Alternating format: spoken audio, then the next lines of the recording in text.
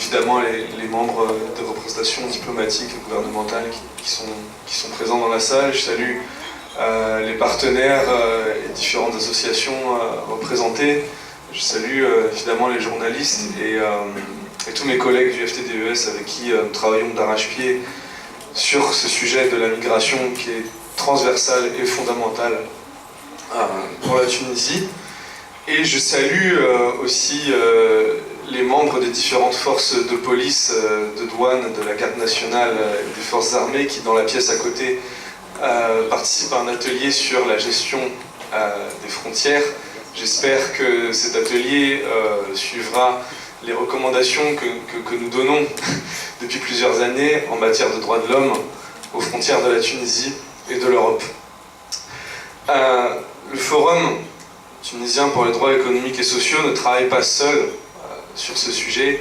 Il travaille sur les droits des migrants en mer avec le réseau Boats for People. Il travaille sur l'enfermement des migrants en Afrique et en Europe avec le réseau Migr'Europe. Il travaille sur la migration entre l'Afrique de l'Ouest et l'Afrique du Nord avec le réseau Lujna Tonkaranke. Nous travaillons en Tunisie sur 3 situations.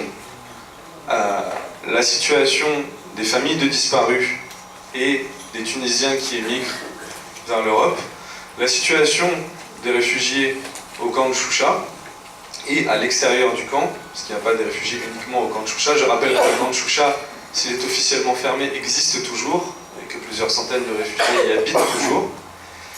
Et enfin, la situation des immigrés en Tunisie, c'est-à-dire les citoyens d'autres pays qui vivent ici, de passage ou de façon permanente, et qui eux aussi nécessitent d'accéder à leurs droits. Aujourd'hui, nous pouvons dire que en Tunisie, dans le nord de l'Afrique et dans le canal de Sicile, nous sommes dans une situation de guerre. Certains diront que le terme de guerre est fort. Pourquoi est-ce que nous avons choisi d'utiliser ce mot? C'est parce que dans une guerre, il y a des morts, il y a des disparus, il y a des prisonniers. Et nous sommes dans une situation où nous avons chaque mois, chaque année, plusieurs centaines, plusieurs milliers de morts, de disparus, de prisonniers. Que ça soit aux frontières sud ou nord de la Tunisie. Pourquoi est-ce qu'on en est arrivé à cette situation? Parce que les systèmes de contrôle, Frontex, Eurosur et autres, mis en place par l'Union européenne avec la collaboration des gouvernements du nord de l'Afrique, renforcent de plus en plus le maillage sécuritaire autour des frontières.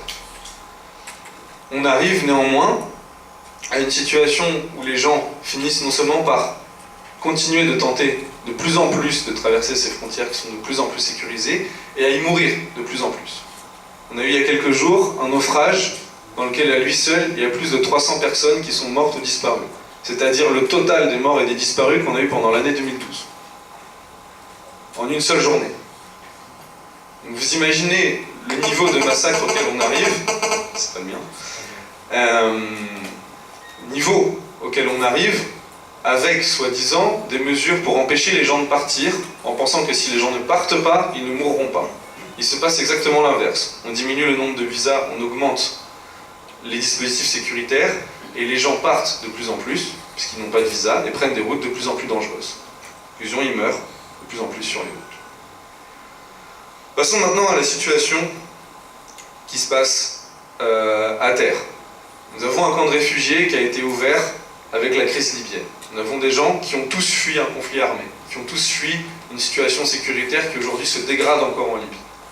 Aujourd'hui en Libye, il y a des arrestations arbitraires, il y a des cas de torture, il y a des cas d'exécution sommaire, même sur le bord de la route, contre les migrants subsahariens. Quand aujourd'hui un migrant subsaharien se trouve en Tunisie et dit qu'il ne peut pas rentrer dans son pays de nationalité et qu'il ne peut pas rebrousser chemin vers la Libye, il n'a toujours pas de carte de séjour. On provoque des flux de retour vers la Libye, on envoie les gens vers l'enfermement, vers les mauvais traitements. Au Forum tunisien pour les droits économiques et sociaux, il nous est même arrivé de suivre des migrants qui étaient enfermés en Libye, avec l'aide de nos partenaires sur place. Donc c'est une situation que la Tunisie peut résoudre en régularisant les étrangers qui sont sur leur territoire, de la même façon que les Tunisiens qui sont en France, en Italie ou ailleurs en Europe demandent leur régularisation pour accéder à leurs droits. La Tunisie a la possibilité de dépasser les pays européens en termes de respect des conventions internationales en écrivant dans sa constitution que les droits constitutionnels sont pour tous les citoyens, et pas seulement les citoyens tunisiens. En dehors des personnes qui se trouvent au camp de Choucha, nous avons des gens qui vivent ici sans carte de séjour. L'année 2012-2013 a été particulièrement difficile, puisque même les gens qui avaient une carte auparavant n'ont pas pu la renouveler, pour des raisons en apparence administratives, mais il se trouve que ces raisons ont touché un grand nombre de personnes. On est arrivé à des situations où il y avait des descentes de police avec des arrestations massives, des personnes qui se faisaient expulser alors même qu'elles étaient en cours de procédure pour obtenir une carte de séjour mais ne pouvaient pas le prouver. Donc les expulsions touchent des personnes qui, sans ce sésame de carte de séjour, qui est tout aussi difficile à obtenir que dans des pays européens, ne peuvent pas appliquer leurs droits. On a des cas de personnes qui se font agresser dans la rue et qui ne peuvent pas porter plainte parce qu'elles n'ont pas de papier.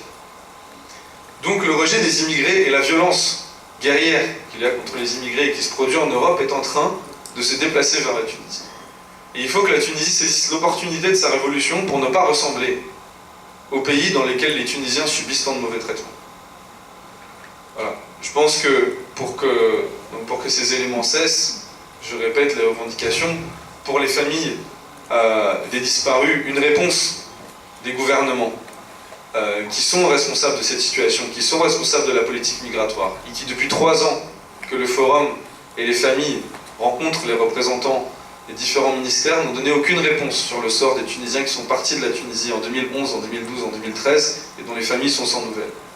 Une réponse officielle et crédible pour ces familles, un arrêt des négociations avec l'Union européenne jusqu'à ce que la Tunisie ait une vraie politique migratoire, une vraie loi sur l'asile, et respecte les conventions internationales qui concernent les migrants, et la régularisation de tous les étrangers qui se trouvent sur le sol tunisien dans le respect des conventions internationales. Je vous remercie beaucoup. Merci Nicolas. من أهم القضايا اللي خدمنا عليها في الفترة الأخيرة هي قضية الظروف والانتهاكات اللي تتعرض لها المرأة